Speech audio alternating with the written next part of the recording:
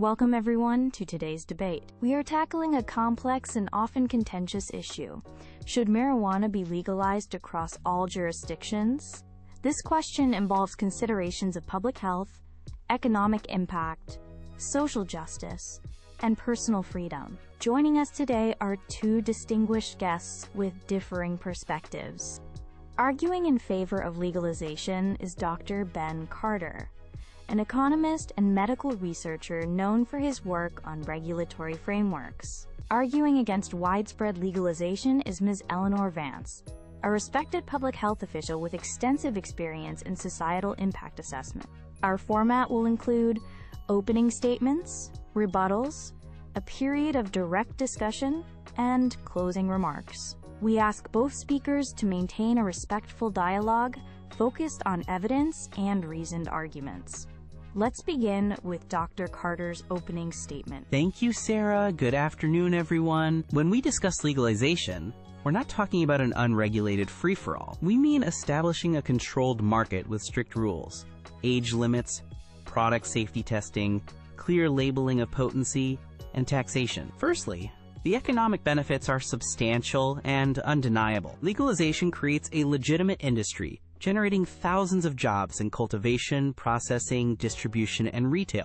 More importantly, it allows governments to capture significant tax revenue, potentially billions, currently flowing into the black market. This revenue can be reinvested into public services like education, infrastructure, healthcare, and addiction treatment programs, funding solutions rather than problems. Secondly, we must consider the medical applications and individual liberty. Cannabis has recognized therapeutic uses for conditions like chronic pain, epilepsy, and chemotherapy side effects.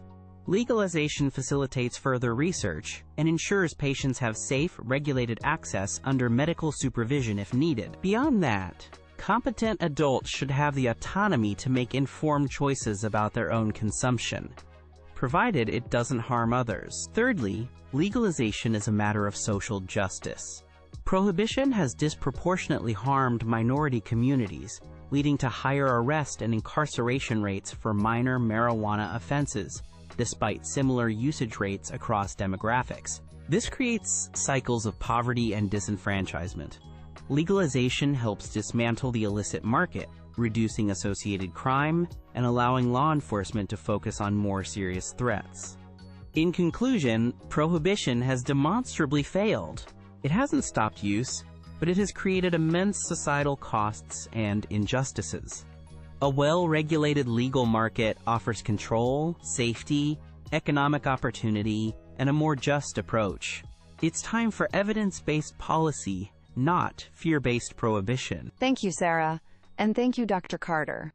This is indeed a complex issue with significant ramifications, and while I acknowledge the points raised, I believe a cautious approach is paramount. My primary concern lies with public health. Widespread legalization inevitably increases accessibility and normalization, which carries substantial risks. We have evidence suggesting a link between heavy, long-term marijuana use and an increased risk of developing dependency or addiction, particularly for those who start young. Furthermore, the potential negative impacts on mental health cannot be ignored.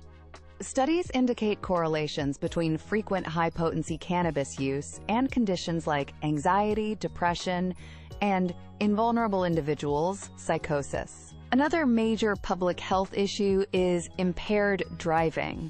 Establishing reliable roadside testing methods and universally accepted impairment thresholds for cannabis remains a significant challenge, posing risks to road safety.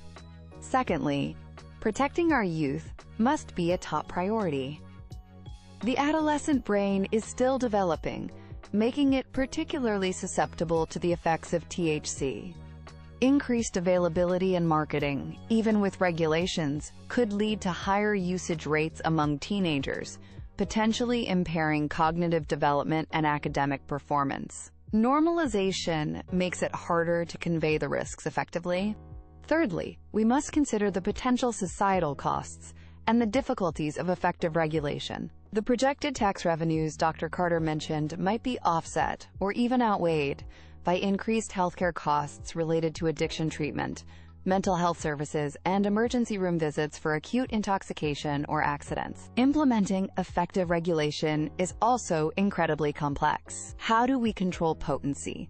How do we prevent marketing that appeals to young people? There's a real danger of a powerful cannabis industry prioritizing profits over public health, similar to what we've seen with tobacco and alcohol. In conclusion, while the allure of tax revenue and fixing prohibition's flaws is understandable, the potential long-term risks to public health, youth development, and overall societal well-being are too significant to ignore. A rush towards widespread legalization across all jurisdictions seems imprudent. We need more long-term data and a more cautious, health-focused approach.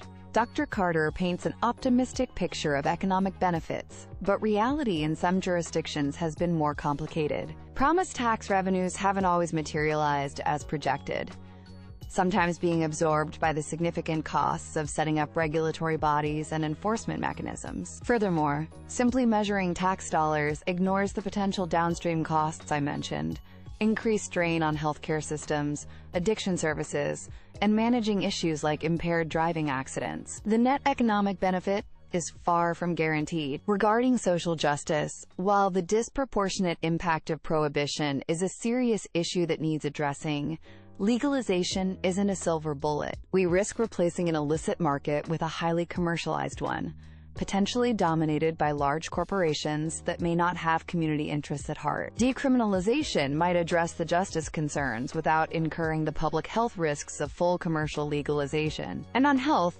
comparing marijuana to alcohol or tobacco doesn't negate its own risks. Regulation might allow for testing, but it doesn't eliminate the inherent risks of dependency, mental health impacts, or impairment, especially with the high-potency products common in legal markets. Public health data from some legal states does show increases in marijuana-related hospital visits and calls to poison control centers, particularly involving edibles. We cannot dismiss these trends. Ms. Vance raises valid points about caution, but equates caution with inaction, which ignores the ongoing harms of prohibition. Regarding public health, the key point is control. Under prohibition, there is zero control over product safety, potency, or contaminants. An illegal dealer doesn't check IDs or provide health warnings. A regulated market, while imperfect, allows us to implement these safeguards: testing for pesticides, mold, labeling THC content, enforcing strict age verification. This is undeniably safer than the current situation. Comparing risks to alcohol and tobacco isn't to dismiss marijuana's risks, but to provide perspective. We legally regulate those substances despite their known harms. Applying a different standard to cannabis seems inconsistent. On youth protection, data from places like Colorado has not shown the dramatic long-term spike in adolescent use that opponents feared. In fact, some surveys show stable or even slightly declining rates after legalization, suggesting that factors like education and parental guidance remain key, and regulation allows for targeted prevention campaigns funded by tax revenue. Finally, the societal costs of prohibition are immense and often hidden. Billions spent on enforcement and incarceration, lives disrupted by criminal records for minor offenses, and the violence associated with the illicit drug trade. Legalization directly addresses and reduces these costs. Thank you both. Let's move into a discussion. Ms. Vance, Dr. Carter argues that regulation, even if imperfect, is inherently safer than an uncontrolled illegal market. How do you respond to the argument that prohibition itself poses significant risks due to lack of testing and age controls? It's true that the illegal market lacks controls, which is a problem. However, legalization introduces different, potentially larger-scale risks through mass commercialization and normalization. Increased overall availability and marketing, even with rules, can lead to higher population-level consumption and, consequently, higher rates of associated problems like dependency and impaired driving, potentially overwhelming the benefits of product testing for those who do use. It's a trade-off, And I believe the risks associated with widespread commercial availability and potential industry influence outweigh the specific risks of an uncontrolled, albeit smaller, illegal market, which we should combat through other means.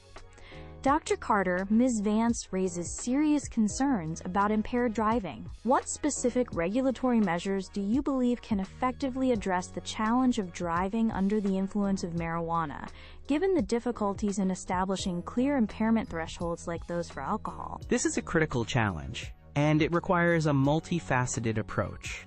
Firstly, we need continued investment in research to develop more reliable roadside testing technology that measures recent use and impairment, not just presence of THC metabolites. Secondly, strict per se limits, like those for alcohol, even if imperfect, establish a clear legal boundary. Public awareness campaigns, similar to those against drunk driving, are crucial to educate drivers about the risks and the legal consequences. Thirdly, enhanced training for law enforcement officers, drug recognition experts, helps identify impairment regardless of the substance. Revenue from cannabis taxes can directly fund these initiatives, something impossible under prohibition. A question for both of you regarding youth protection. What specific policies, whether under legalization or prohibition, do you believe most effectively protect adolescents from potential harms associated with marijuana use? Under any scenario, robust public health education campaigns starting early in schools are vital, clearly communicating the risks to the developing brain.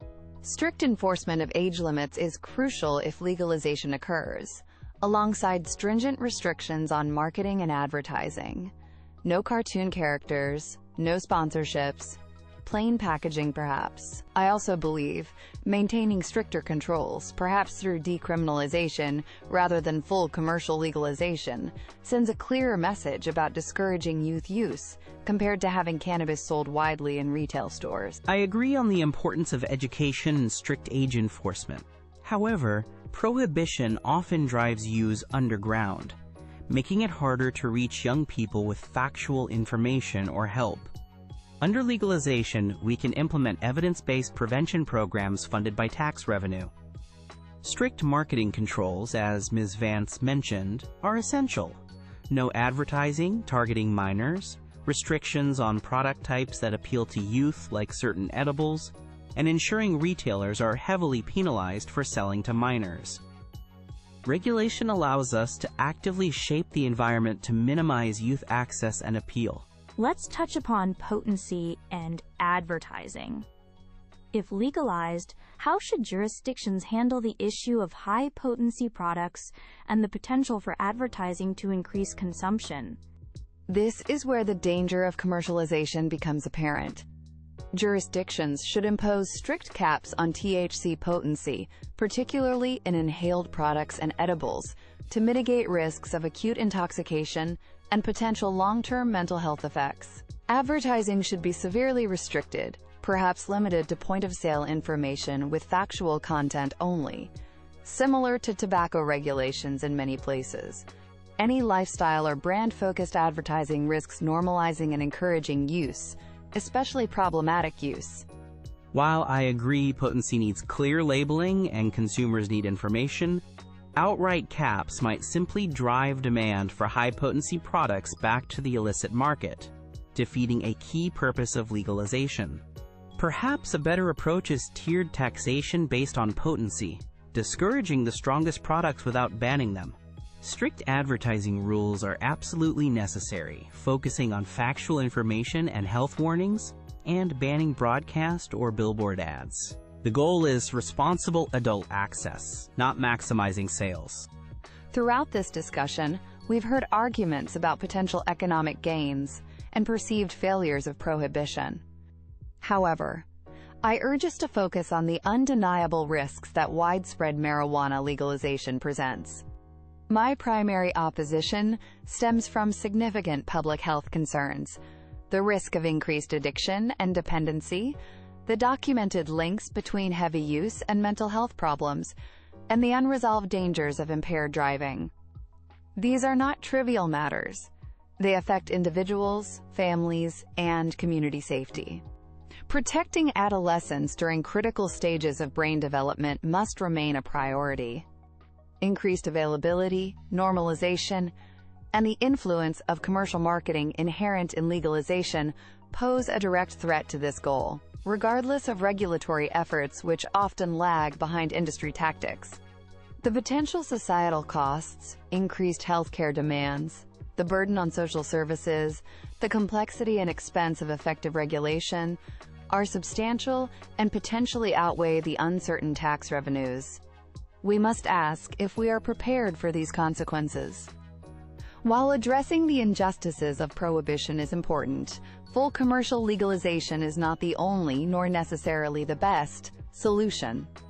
Approaches like decriminalization combined with enhanced public health education and support services could mitigate harms without opening the door to widespread commercial availability and its associated risks. The potential negative consequences of broad legalization could be profound and difficult to reverse. Therefore, I advocate for continued caution, more long-term research, and prioritizing public health and the well-being of our communities, especially our youth, above speculative economic benefits or the push for normalization.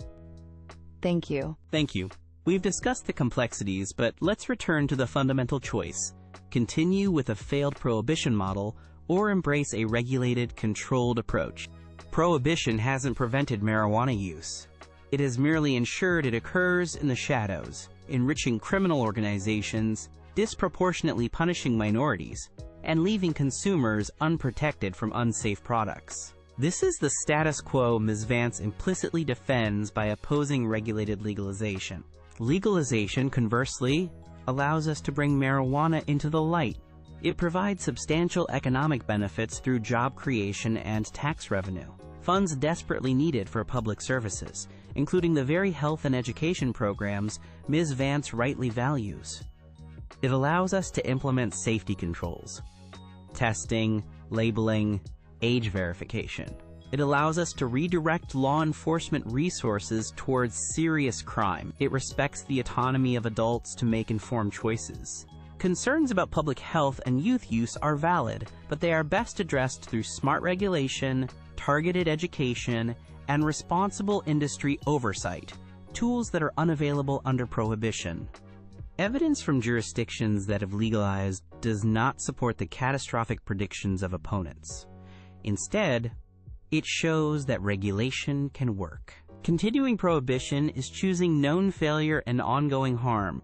Legalization offers a pragmatic, evidence-based path forward, one that allows for control, generates revenue, enhances justice, and ultimately creates a safer environment than the black market ever could. It's time to move beyond fear and embrace sensible policy. Thank you. And that concludes our debate. My sincere thanks to Dr. Ben Carter and Ms. Eleanor Vance for sharing their expertise and engaging in such a thorough and respectful discussion on this important topic. We've heard compelling arguments on both sides, highlighting the tension between potential economic and social justice benefits versus public health risks and societal costs. Key points of contention included the effectiveness and safety of regulation versus prohibition, the true net economic impact, and the best strategies for protecting young people. There are clearly no easy answers, and the debate over marijuana legalization will undoubtedly continue. We hope this discussion has provided valuable insights and encourages our audience to consider the diverse perspectives presented.